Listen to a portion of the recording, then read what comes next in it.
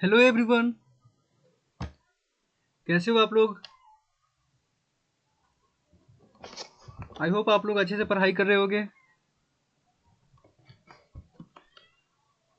ठीक है, तो आज हम पढ़ेंगे धातु एवं अधातु कैसे अभिक्रिया करती है इसके बाद का। आज के लेक्चर में हमारा टॉपिक होगा वह होगा धातु एवं अधातु कैसे अभिक्रिया करती है, आयनिक यौगिक के बारे में, और आयनिक यौगिक के गुणधर्म क्या होते हैं उसके बारे में। और अगर टाइम बचेगा तो हम आगे भी देखेंगे धातुओं की प्राप्ति के बारे में, धातुओं की कैसे प्राप्ति करते हैं हम, पृथ्वी से हम धातुओं की कैसे प्राप्ति करते हैं इनके बारे में भी देखेंगे। ठीक है, तो आशा करता हूँ कि आप पहले लेक्चर और दूसरे लेक्चर तीसरे लेक्चर आप देख कर आए होंगे यहाँ पर, क्योंकि उसी सब का पार्ट है, उसके अगले पार्ट है ये सब है। तो अगर आप लोग वह सब देखे होंगे तो आपको यहाँ से अच्छे से समझ में आएगा। ठीक है, तो स्टार्ट करते हैं। My name is Kaushalendra Kumar. मैं आपको फिजिक्स एवं केमिस्ट्री पढ़ाता हूँ इस चैनल पर, साइंस वाला चैनल पर। ठीक है, अगर आपको वीडियो अच्छा लगे तो लाइक एवं सब्सक्राइब कर दीजिएगा। ठीक है, मुझे भी कुछ मोटिवेशन मिल जाएगा इसके चलते। बहुत मेहनत लगता है पीडीएफ बनाने में। ठीक है, आगे चलते हैं। देखिए, धातुएं अधातुएं कैसे अभिक्रिया करती है। पिछले लेक्चर में हमने देखा था अभिक्रियाशीलता के बारे में। अभिक्रियाशीलता कैसे होती थी, कौन सा धातु कहाँ पर होता है और कौन सा अधातु या धातु के बीच का संबंध किसके द्वारा दिखाया गया था।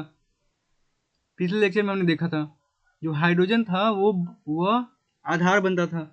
आधार के सॉरी हाइड्रोजन के हिसाब से हम देखते थे कि कौन धातु ज़्यादा अभिक्रियाशील है, कौन धातु कम अभिक्रियाशील है, कौन अम्ल के साथ अभिक्रिया करता है, कौन नहीं करता है। यह सब हमने पिछले लेक्चर में देखा था, तो उसी को हम आगे बढ़ाते हैं।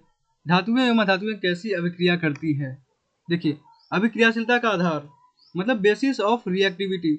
तत्वों की अभिक्रियाशीलता उनके इलेक्ट्रॉनिक कॉन्फ़िगरेशन पर निर्भर करती है।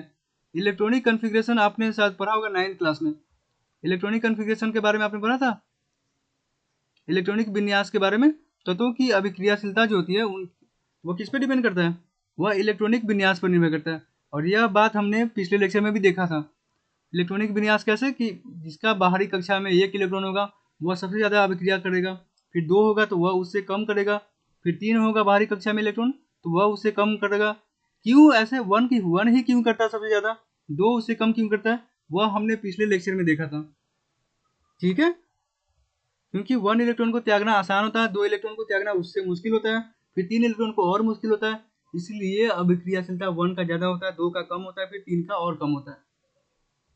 ठीक है, तो वह इलेक्ट्रॉनिक विन्यास उसी पर निर्भर करता है। अभिक्रियाशीलता इलेक्ट्रॉनिक विन्यास पर निर्भर करता है। इस सेंटेंस का मतलब समझ में आया, इसका मतलब समझ में आया क्यों करता है। ठीक है, बाह्यतम कोश का महत्व, अभिक्रियाशीलता का महत्व समझ में आ गया।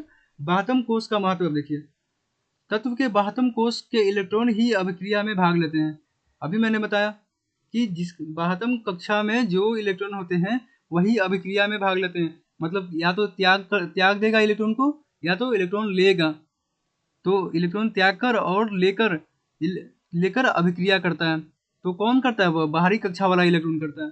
तो बाह्यतम कोश का महत्व भी है धातु एवं अधातुओं की अभिक्रिया में। और उत्कृष्ट उत्कृष्ट गैस है, इनका इनका बाह्यतम कोश जो होता है पूर्ण होता है, इसलिए यह अभिक्रिया में भाग नहीं लेते हैं। जो उत्कृष्ट गैस होते हैं जैसे हीलियम हो गया, नियोन हो गया, आर्गन हो गया, ये सब जो है लास्ट वर्ग में होते हैं। जो लास्ट वर्ग होता है ना उसमें होता है यह। तो यह जो है इसके बाह्यतम कक्षा में 8 इलेक्ट्रॉन पहले से भरे होते हैं। तो बाह्यतम कक्षा में 8 इलेक्ट्रॉन इसमें भरे होते हैं, तो इसको तो अष्टक पूरा पहले से है। तो अष्टक अगर पूरा है तो यह अभिक्रिया करेगा नहीं किसी से। अगर बताइए, एक एग्जाम्पल देता हूँ, अगर आपके पास सब चीज़ दुनिया भर की सारी सुख सुविधा आपके पास है, सब चीज़ है, बिना मांगे आपको सब चीज़ मिल रहा है, तो आप काम करिएगा कोई चीज़ काम करिएगा नहीं करिएगा, क्योंकि आपको बिना मांगे सब चीज़ मिल जा रहा है। आप स्टेबल हो, अपने अपने घर में आप सुख सुविधा से भरा हुआ है सब चीज़ आपके घर, तो आप काम करने जाओगे, नौकरी करने जाओगे? नहीं जाओगे। तो वही यह काम करता है उत्कीर्ष गैस से। जो लास्ट वर्ग का जो अधातु होता है, उसके बातम कोष में कोष जो होता है पूर्ण होता है, उसका अष्टक पूरा होता है, उसका जो 8 इलेक्ट्रॉन पूरा होता है, 8 इलेक्ट्रॉन या 2 इलेक्ट्रॉन जो ड्यूप्लेट होता है वह पूरा होता है, तो वह अभिक्रिया में भाग लेगा ही नहीं, मतलब वो काम करता ही नहीं है, वह आराम से खाता बैठा है और तमाशा देखता है। कहने का मतलब वही है। ठीक है, तो अभिक्रिया धातुएं धातुएं अभिक्रिया करती है, तो वो कौन कौन से उसका इम्पोर्टेंट चीज़ है? इम्पोर्टेंट चीज़ है यह वाला, अभिक्रियाशीलता का आधार हो गया, बातम कोष का महत्व हो गया और उत्कृष्ट गैस है। यह तीनों चीज पर निर्भर करता है धातुएं और धातुओं का अभिक्रिया। ठीक है, जैसे देखिए हीलियम हो गया, नियोन हो गया, आर्गन हो गया। हीलियम में 2 इलेक्ट्रॉन भरे होते हैं और 2 इलेक्ट्रॉन अगर इस पे भरा हुआ है तो यह ड्यूप्लेट अपना पूरा कर गया, ड्यूप्लेट पूरा कर गया। 2 8 8 8 अगर भरा हुआ है तो वह अपना ड्यूप्लेट या अष्टक पूरा कर दिया। तो नियोन का देखिए 2 और 8, इसका इसका बाहरी कक्षा जो है इलेक्ट्रॉन 8 से भरा हुआ है, और आर्गन का बाहरी कक्षा 2 8 8, मतलब इसका भी बाहरी कक्षा 8 से भरा हुआ है। मतलब यह सब अभिक्रिया में भाग नहीं लेगा। भाग नहीं लेगा क्यों? बताया मैंने रीजन। इसका सुख सुविधा सब चीज भरा हुआ है घर, तो यह काम करने क्यों जाएगा किसी के यहाँ? ठीक है, आगे देखिए धातु एवं अधातु, इनका बाह्यतम कोष अपूर्ण होता है। जो धातु होते हैं और अधातु होते हैं, इसका इसका जो बाह्यतम कोष होते हैं अपूर्ण होता है। अधातु में अक्रिय गैस भी होता है, लेकिन अगर अक्रिय गैस को हटा दिया जाए तो बाकी जो अधातु होते हैं उसके बाह्यतम कोष अपूर्ण होता है। या तो 7 इलेक्ट्रॉन होगा बाह्यतम कोष में, या 6 होगा, या 5 होगा, या 4 होगा। 3 के नीचे जिसका होता है, 3 हो गया, 2 हो गया, 1 हो गया, वह धातु के केस में होता है। और 4 5 6 7 और 8, तो 8वां तो पूरा है, तो वह अक्रिय गैस होता है। तो 8वां को छोड़कर जो 7 6 5 4 जिसके बाहरी कक्षा में इतने इलेक्ट्रॉन होते हैं वह अधातु होते हैं, उसके बाहरी कोष अपूर्ण होते हैं। ठीक है, अब देखिए इलेक्ट्रॉनिक विन्यास के बारे में। अब तक हमने इलेक्ट्रॉनिक विन्यास के बारे में सुना था, लेकिन अब देखिए करते हैं। जो जो उत्कृष्ट गैसें हैं पहले उनका देखेंगे। उत्कृष्ट गैसें जैसे हीलियम, नियोन, आर्गन। हीलियम का बाहरी कक्षा में 2 होता है, क्योंकि इसका परमाणु संख्या 2 है, तो यह अपना डुप्लेट 2 से पूरा कर लिया। तो के, ये जो के एल एम एन है ना, यह क्या है? कोष की संख्या है, नंबर ऑफ कोष, मतलब कक्षा की नंबरिंग है। के कक्षा, एल कक्षा, एम कक्षा, एन एन कक्षा। तो के में इसका 2 पुर गया, मतलब इसका जो पहला कक्षा है भर गया, पहला कक्षा भर गया, तो यह क्या हो गया? स्टेबल हो गया। स्टेबल हो गया तो ये काम नहीं करेगा। अब 10 इसका परमाणु संख्या है नियोन का, इसका के में 2 ले लिया। के में हमें मैक्सिमम मैं 2 इलेक्ट्रॉन ही दे सकता हूँ, ज़्यादा नहीं दे सकता। फिर एल में मैं 8 दे सकता हूँ, एम में भी 8 दे सकता हूँ, ऐसे ऐसे होता है। एम में भी 8 दे सकता हूँ, तो 2 और 8 इसका भी पूर्ण हो गया, 2 और 8 इसका भी 8 पूरा हो गया। 8 पूरा हो गया तो इसका भी जो कक्षा है स्टेबल हो गया। स्टेबल हो गया तो यह अब रिएक्शन करेगा ही नहीं। अब इसका देखिए 18 है, तो 18 में 2 इसमें भर दिए, 8 इसमें भर दिए और 8 इसमें भर दिए, तो 8 है 16, 2 18, मतलब ये तो इसका तीसरा कक्षा जो है एम, तीसरा कक्षा एम जो है वो भी 8 भर गया इसमें, तो यह भी स्टेबल हो गया। स्टेबल हो गया तो यह भी अभिक्रिया में भाग नहीं लेगा। यह हमारा उत्कृष्ट गैस हो गया। अब हम देखते हैं धातु के बारे में। धातु में हमारा हो गया sodium, magnesium, aluminium, calcium, potassium. यह हमारा पोटेशियम है। तो सोडियम का 11 होता है परमाणु संख्या, तो 2 इसमें भर दिए, 8 इसमें भर दिए, बच गया 1, मतलब 11 करने के लिए 1, तो 1 इसमें बच गया मेरा। तो यह जो कक्षा एम है, जो कक्षा एम है हमारा, उसका जो 1 इलेक्ट्रॉन इसमें है, तो कक्षा एम में मेरा 1 ही इलेक्ट्रॉन है। हमको कितना होना चाहिए? 8 इलेक्ट्रॉन होना चाहिए। तो यह 7 इलेक्ट्रॉन किसी से मांगेगा नहीं। 7 इलेक्ट्रॉन मांगने से अच्छा है कि यह क्या करेगा? 1 इलेक्ट्रॉन त्याग देगा। यह हमने पिछले लेक्चर में देखा था। क्यों त्यागा था वह हमने पिछले लेक्चर में देखा था। अब इसमें देखिए 2 इलेक्ट्रॉन है तो यह 2 इलेक्ट्रॉन को त्याग देगा, या 3 इलेक्ट्रॉन है तो 3 इलेक्ट्रॉन को त्याग देगा। अब देखिए एल्यूमिनियम तक यहाँ इस कक्षा में आया। पोटेशियम जो है हमारा 19 होता है, 2 8 8 1 यहाँ पर अब एन में आ गया, इसका एन कक्षा में आया। एन कक्षा में इसका इलेक्ट्रॉन 1 है, तो 1 इलेक्ट्रॉन यह त्याग देगा। यह 7 लेने के बजाय यह 1 इलेक्ट्रॉन त्याग देगा। ठीक है, कैल्शियम भी 2 इलेक्ट्रॉन को त्याग देगा और धन आयन बनाता है। धातुएं धन आयन बनाती है, त्याग कर, इलेक्ट्रॉन को त्याग कर धन आयन बनाती है। अब देखिए अधातुएं, nitrogen, oxygen, fluorine, fluorine, phosphorus, sulphur और chlorine. Phosphorus, sulphur, chlorine. Nitrogen का 7 होता है परमाणु संख्या, इसका के में मैंने 2 भर दिया और 5 बच गया इसका ना, तो 5 हमारा एल में आ गया। अब देखिए इसमें 5 है तो 5 हमको 8 चाहिए, 8 चाहिए तो 3 इलेक्ट्रॉन और चाहिए ना मेरे पास, 3 इलेक्ट्रॉन और चाहिए, जिससे यह जो कक्षा एम है हमारा, जो कक्षा एम है वह 8 भरने के लिए हमको 3 इलेक्ट्रॉन और चाहिए। तो यह 3 इलेक्ट्रॉन किससे मांगता है? यह 3 इलेक्ट्रॉन धातुएं से मांगता है। क्यों? क्योंकि धातु जो होता है इलेक्ट्रॉन त्यागता है और अधातु जो है इलेक्ट्रॉन लेता है। तो अधातुएं जो है 3 इलेक्ट्रॉन धातुओं से मांग लेगा। कौन धातु से लेगा? जिसके बातम कक्षा में 3 इलेक्ट्रॉन होता है। कौन है इसमें? एल्यूमिनियम।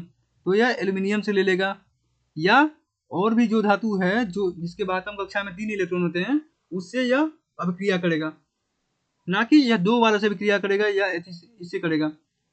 इसके बातम कक्षा में 3 इलेक्ट्रॉन चाहिए तो 3 इलेक्ट्रॉन इसको चाहिए तो 3 वाला से अभिक्रिया कर लेगा। ठीक है, तो ऐसे अभिक्रिया होती है धातुओं और धातुओं में। अब ऑक्सीजन का देखिए, ऑक्सीजन का 2 और 6 है, इसको 2 पूरा करना है।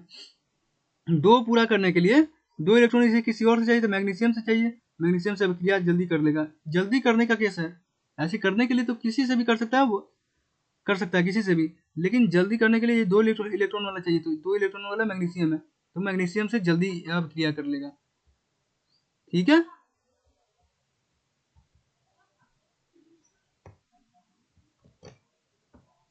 आगे देखिए फ्लोरीन हमारा है, फ्लोरीन में 9 है, 2 और 7। इसके बाहरतम कक्षा में 1 इलेक्ट्रॉन चाहिए। 1 इलेक्ट्रॉन ले लेगा किससे? पोटेशियम से ले लेगा, पोटेशियम से ले लेगा या सोडियम से ले लेगा, इन सब चीज़ से 1 इलेक्ट्रॉन ले सकता है। तो ऐसे अभिक्रिया करता है, जितना इलेक्ट्रॉन चाहिए वह धातुओं से अभिक्रिया करता है उसी के लिए।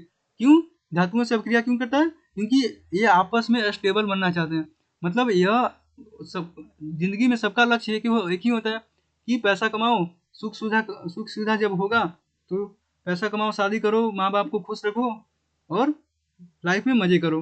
तो धातुएं भी वैसे ही करती हैं।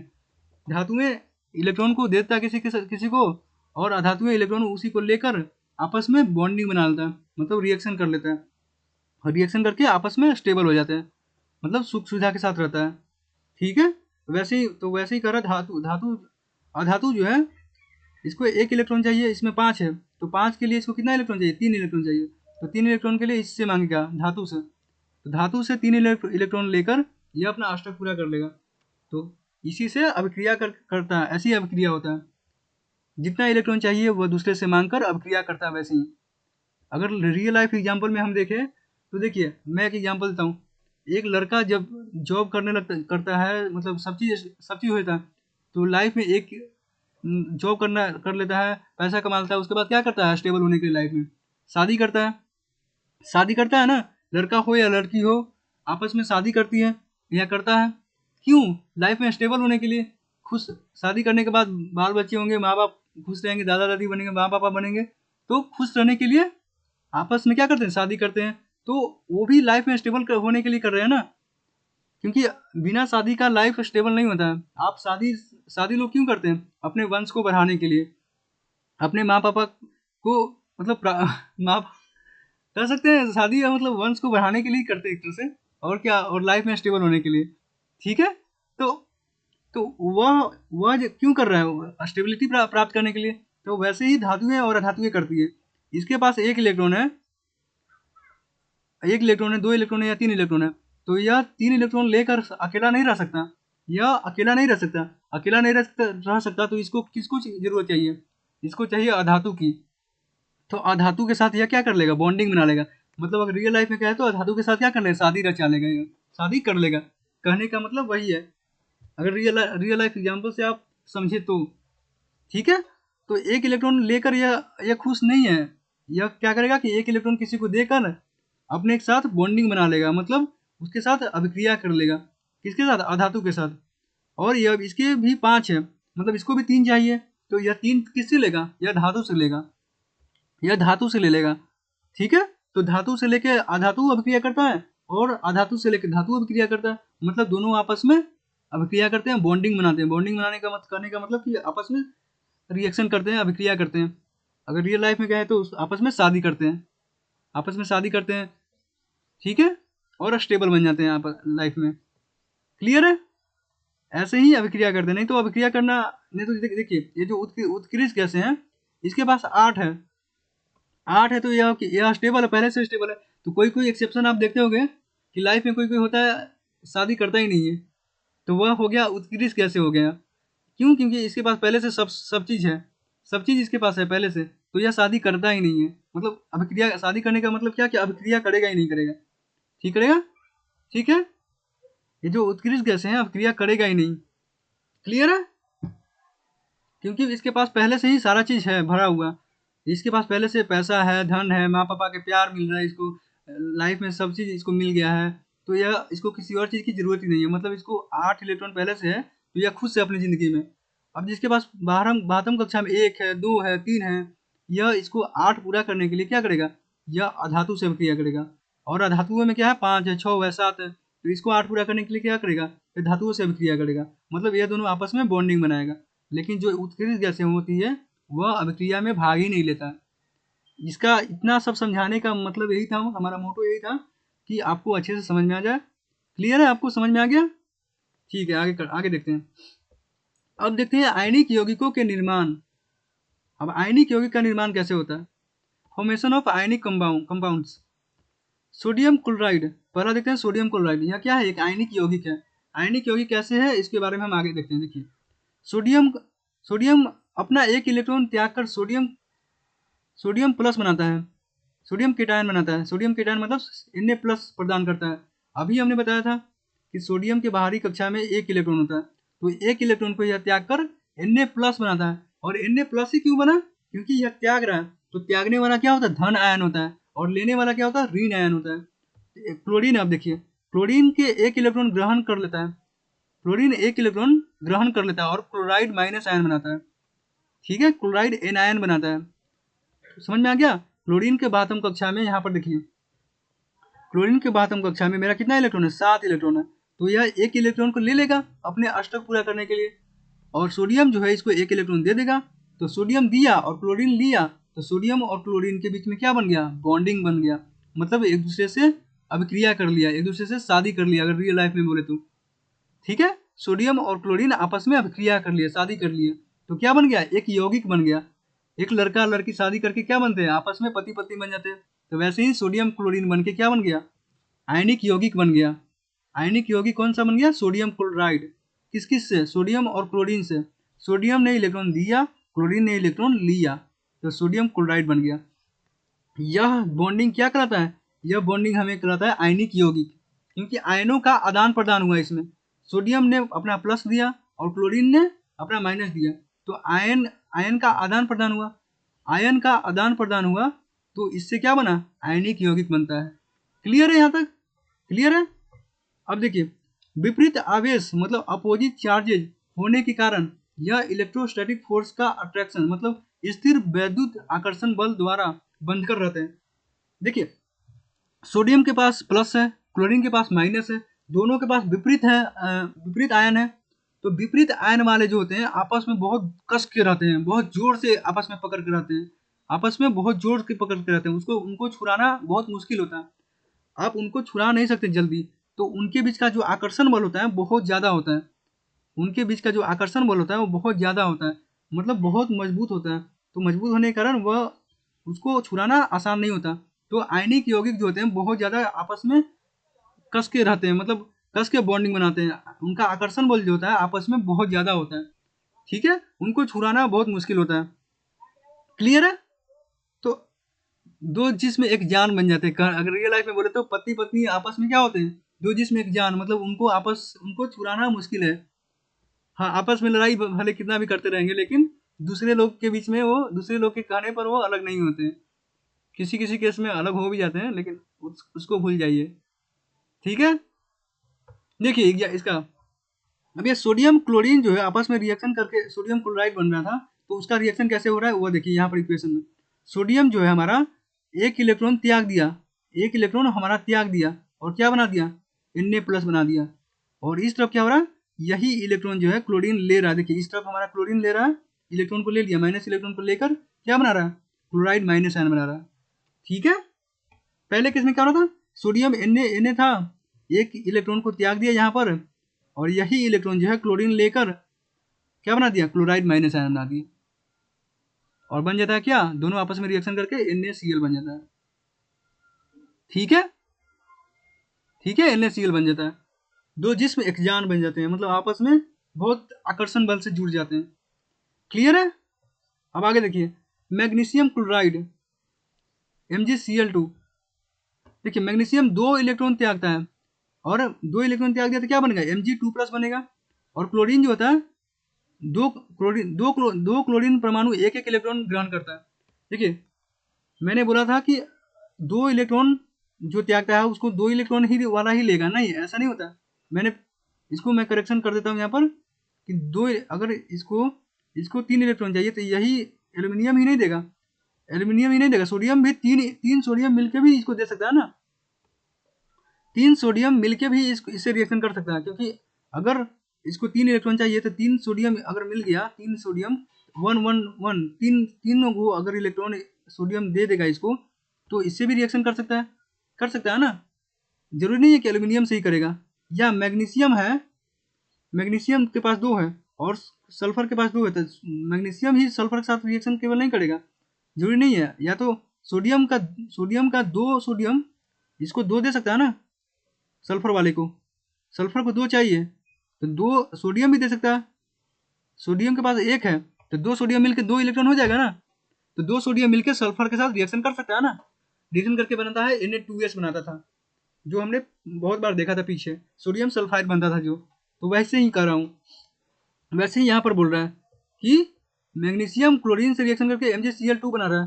क्लोरीन के पास तो बात कक्षा में 7 इलेक्ट्रॉन होता है, इसको 1 इलेक्ट्रॉन चाहिए, लेकिन मैग्नीशियम के पास 2 इलेक्ट्रॉन है, तो ये 2 इलेक्ट्रॉन तो दे नहीं सकता। एक क्लोरीन को मैग्नीशियम 2 इलेक्ट्रॉन नहीं देगा, तो क्लोरीन को दो लेना पड़ेगा, 2 क्लोरीन आना पड़ेगा साथ में। 2 क्लोरीन आएगा तो एक एक इलेक्ट्रॉन को बांट लेगा, एक ये बांट लेगा और एक ये बांट लेगा, तो 2 इलेक्ट्रॉन मैग्नीशियम दे दिया इसको। ठीक है, देखिए इसका रिएक्शन, मैग्नीशियम जो है Mg2+ और 2 इलेक्ट्रॉन को त्याग दिया। यहाँ पर इसको जूम करता हूँ, मैग्नीशियम जो है 2 इलेक्ट्रॉन को त्याग दिया, और क्लोरीन जो है हमारा एक इलेक्ट्रॉन को लेके पहले क्लोराइड माइनस आयन बनाया, और फिर दूसरा केस में एक और क्लोरीन से रिएक्शन कर दिया। जब तक 2 क्लोरीन से रिएक्शन नहीं करेगा मैग्नीशियम, तो अपना दोनों इलेक्ट्रॉन कैसे देगा दूसरों को। ठीक है, इसके पास 2 इलेक्ट्रॉन है और क्लोरीन एक ही इलेक्ट्रॉन ले सकता है, तो क्या करेगा क्लोरीन 2 आ जाएगा, 2 क्लोरीन आ जाएगा, 2 क्लोरीन आ जाएगा, तो 2 इलेक्ट्रॉन को लेने में ले सकता है, वो 2 इलेक्ट्रॉन को ले सकता है मैग्नीशियम से। तो देखिए यहाँ पर इस केस में, देखिए यहाँ पर मैग्नीशियम जो है 2 क्लोरीन, एक क्लोरीन ऊपर है एक क्लोरीन नीचे, तो एक इलेक्ट्रॉन जो है हमारा, एक इलेक्ट्रॉन यहाँ से या ए ले लिया यहाँ पर, और दूसरा इलेक्ट्रॉन इसका जो बच गया एक इलेक्ट्रॉन या इसको दे दिया, तो 2 क्लोरीन और एक मैग्नीशियम, तो रिएक्शन कर क्या बन गया, MgCl2। क्यों, क्योंकि हमारा दो क्लोरीन आया था और एक मैग्नीशियम था, एक मैग्नीशियम का 2 इलेक्ट्रॉन 2 क्लोरीन का एक इलेक्ट्रॉन ले लिया। ठीक है, मेरे पास 2 रुपया है और क्लोरीन है, और क्लोरीन जो है उसको एक ही रुपया चाहिए, लेकिन मेरे पास 2 रुपया, तो क्लोरीन जो है क्या करेगा, एक और क्लोरीन को लिया देगा और कहेगा कि एक मुझे दे दो और एक इसको दे दो, तो क्या बन गया, ये मैं हूँ, मैं, और इसका 2 भाग है, तो इसका 2 MCl2, मैं मान लीजिए Mg हूँ, मैग्नीशियम हूँ, तो MgCl2 बन गया। तो वैसे ही मैग्नीशियम क्लोरीन को दो इलेक्ट्रॉन दे दिया, तो बन गया क्या, MgCl2। ठीक है, क्लियर है। आगे देखिए, आयंस प्रेजेंट क्या है इसमें, Mg2+ आयन और क्लोराइड माइनस आयन बनता है, आयन इसमें है। ठीक है, कौन कौन से आयन बनते हैं, Mg2+ और क्लोराइड आयन माइनस। आगे देखिए, मैग्नीशियम ऑक्साइड MgO, इसमें देखिए मैग्नीशियम 2 इलेक्ट्रॉन त्यागता है और ऑक्सीजन को भी 2 इलेक्ट्रॉन चाहिए, तो मैग्नीशियम का Mg+2 बन जाएगा और ऑक्सीजन का O2- बन जाएगा। तो देखिए मैग्नीशियम का 2 इलेक्ट्रॉन त्याग कर Mg2+ बन गया यहाँ पर, और ऑक्सीजन जो है 2 इलेक्ट्रॉन इसी इलेक्ट्रॉन को लेकर क्या बन गया, O2- बन गया। O2- बन गया ना। यहाँ पर मैग्नीशियम जो है Mg2+ बन गया 2 इलेक्ट्रॉन त्याग कर। यही जो ये ऑक्सीजन आप देख रहे हैं यहाँ पर, ऑक्सीजन यह 2 इलेक्ट्रॉन को लेकर प्लस, यहाँ पर देख रहे हैं ना प्लस, 2 इलेक्ट्रॉन को प्लस में जोड़कर O2- बना दिया। तो इसका 2 इलेक्ट्रॉन यह ले लिया तो बन गया क्या, MgO यहाँ पर बन गया। क्लियर है। देखिए मैग्नीशियम का एक इलेक्ट्रॉन, दोनों इलेक्ट्रॉन ऑक्सीजन ले लिया तो बन गया क्या, Mg2+ और ऑक्सीजन 2-। तो Mg2+ और ऑक्सीजन 2-, यह दो कट गया, दो कट गया, क्या बन गया, MgO बन गया। ठीक है, 2 इलेक्ट्रॉन यह त्याग दिया मैग्नीशियम। देखिए इसको अच्छे से एक बार,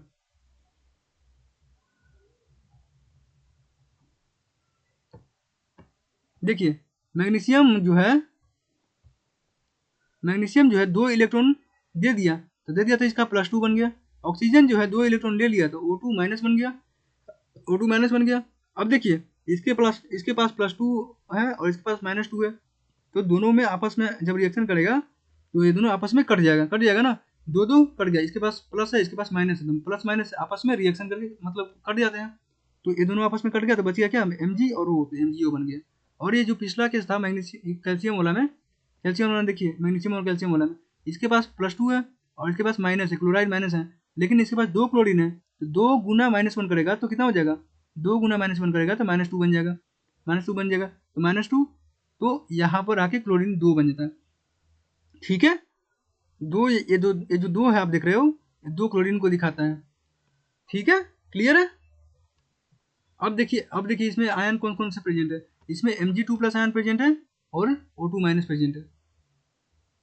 सोडियम ऑक्साइड का रिएक्शन देखिए, Na2O, ये जो है ना Na2O ये वाला, ये जो डॉलर वाला है इसको हटा दीजिए। Na2O, ये जो Na2O क्या है, सोडियम ऑक्साइड है। देखिए सोडियम एक इलेक्ट्रॉन त्यागता है और ऑक्सीजन 2 इलेक्ट्रॉन को ग्रहण करता है, क्योंकि ऑक्सीजन के बातम कक्षा में कितने इलेक्ट्रॉन होते हैं, 6 होते हैं, तो वह 2 इलेक्ट्रॉन को ले सकता है। सोडियम के बातम कक्षा में कितने इलेक्ट्रॉन होते हैं, 1, तो वह एक इलेक्ट्रॉन को त्याग देता है।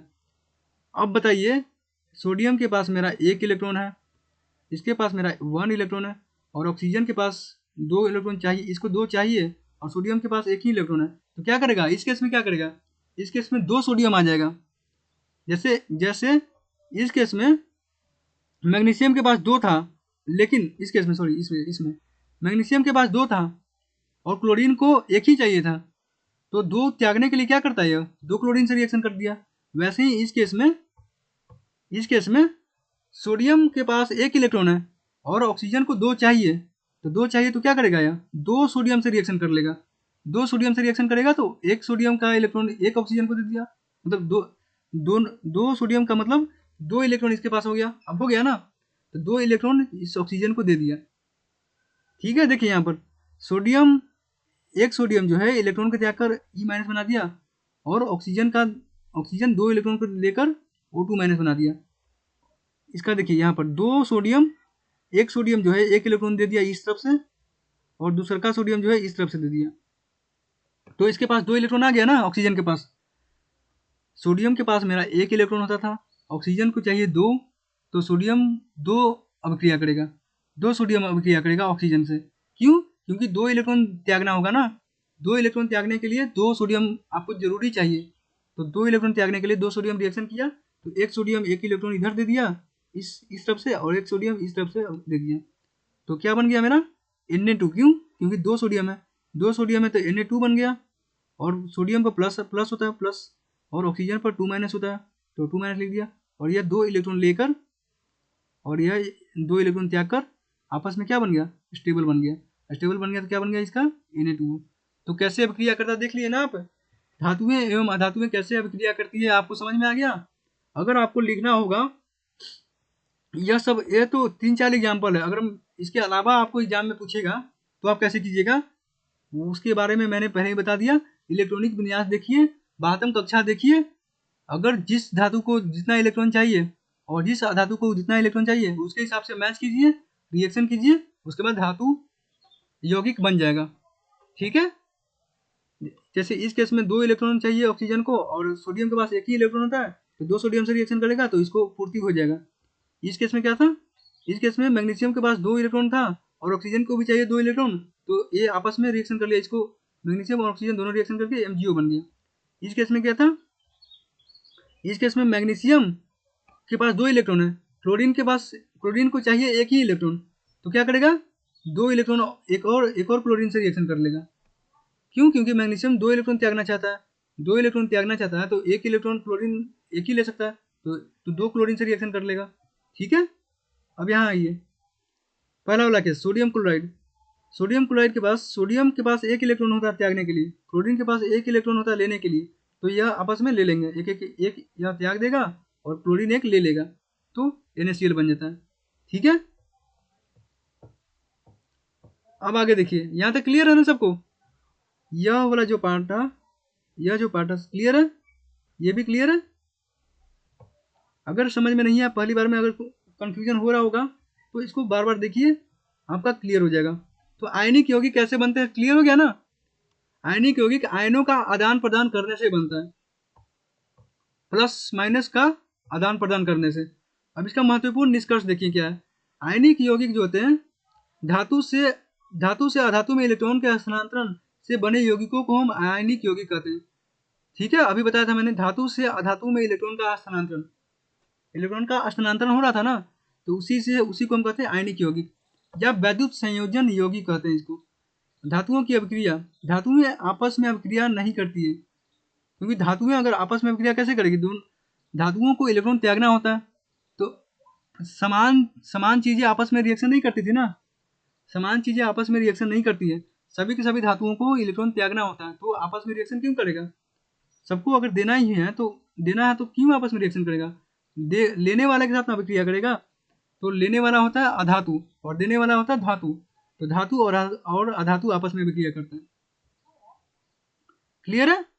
अब देखिए अधातुओं की अभिक्रिया, अधातुएं परस्पर अभिक्रिया कर कोवेलेंट बनाती हैं। अधातुएं जो होती है आपस में अभिक्रिया करती है और कोवेलेंट बॉन्ड बनाती है, लेकिन धातुएं आपस में अभिक्रिया नहीं करती है, लेकिन अधातुएं जो होती है आपस में अभिक्रिया करके कोवेलेंट बॉन्ड बनाती है, उसको हम सहसंयोजक यौगिक कहते हैं। कोवेलेंट बॉन्ड के बारे में हम आगे अच्छे से डिटेल में पढ़ेंगे। ठीक है।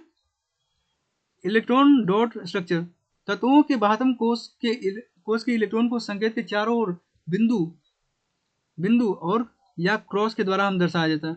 जैसे यहाँ पर हमने अभी देखा था, इसमें देखिए, इसमें ये सब क्रॉस के द्वारा दिखा रहे हैं और इसमें बिंदु के द्वारा दिखा रहे थे, तो बिंदु और क्रॉस के द्वारा हम तत्वों के इलेक्ट्रॉनों को दर्शाते हैं। ठीक है। आयनिक यौगिकों के गुण धर्म हम देखते हैं। यहाँ तक आप सबको क्लियर है।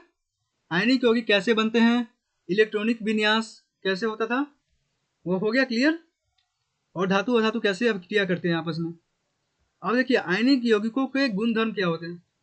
आयनिक यौगिकों के सामान्य गुणधर्म, जैसे पहला देखिए भौतिक प्रकृति, फिजिकल नेचर, यह प्रायः रवेदार, ठोस एवं थोड़े कठोर होते हैं, क्योंकि धन एवं ऋण आयनों के बीच मजबूत आकर्षण बल होता है। अभी हमने पीछे देखा था कि धन आयन एवं ऋण आयन आपस में बहुत कस कर रहते हैं, एक दूसरे से मजबूती से बांधे होते हैं, तो इनको छुड़ाना बहुत मुश्किल होता है, मतलब यह बहुत कठोर होते हैं। इसके प्रकृति कैसा है, इसका प्रकृति है कि यह बहुत ज़्यादा कठोर होता है या ठोस होता है। ठीक है। यह यौगिक सामान्यतः भंगुर होते हैं, क्योंकि दाब डालने पर यह छोटे छोटे टुकड़ों में टूट जाते हैं। इसको हम चूर चूर कर सकते हैं इस पर हम कस के प्रहार करने से। ठीक है। गलनांक एवं क्वथनांक इसके बहुत ज़्यादा उच्च होते हैं, इनके जो गलनांक एवं क्वथनांक होते हैं काफ़ी ज़्यादा होते हैं, क्योंकि धन एवं ऋण आयनों के बीच काफ़ी मजबूत आकर्षण बल होगा। अगर दो लोग आपस में बहुत कस के जुड़े होंगे तो उनको छुड़ाना बहुत मुश्किल होगा, तो क्या उसका गलनांक एवं क्वथनांक बहुत ज़्यादा होगा। ठीक है। और इसको तोड़ने के लिए बहुत अधिक ऊर्जा की मात्रा की आवश्यकता होती है, बहुत ज़्यादा आग देना पड़ता है, आग तो बहुत ज़्यादा दोगे तब जाके वो छूटता है, गलता है।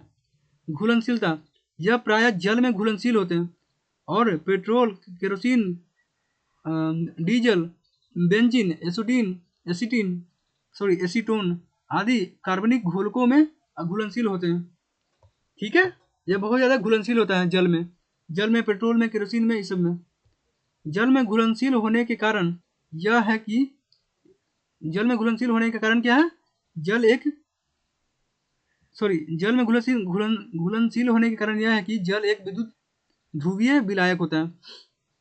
जल में अगर यह घुलनशील है, आयनिक यौगिक अगर जल में जितना ज़्यादा घुलनशील है तो यह विद्युत का सुचालक होगा ना। आयनिक यौगिक विद्युत का सुचालक क्यों होता है?